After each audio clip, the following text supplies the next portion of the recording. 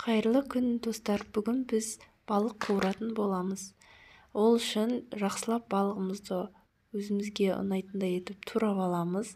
Сонан соң тұз бен бұрышты араластырып, барлығына сеуіп шығамыз.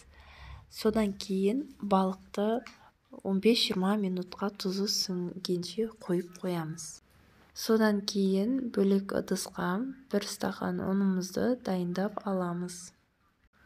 Табамызға майымызды құйып, жақсылап қыздырып аламыз да, балығымызды екі жағынан ұнға малып алып, салып қызарғанша қуырамыз.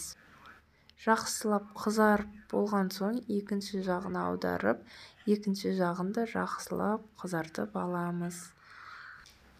Әбден піскен балықтарымызды сүзіп алып, бетіне осылай пияз қойып шығамыз.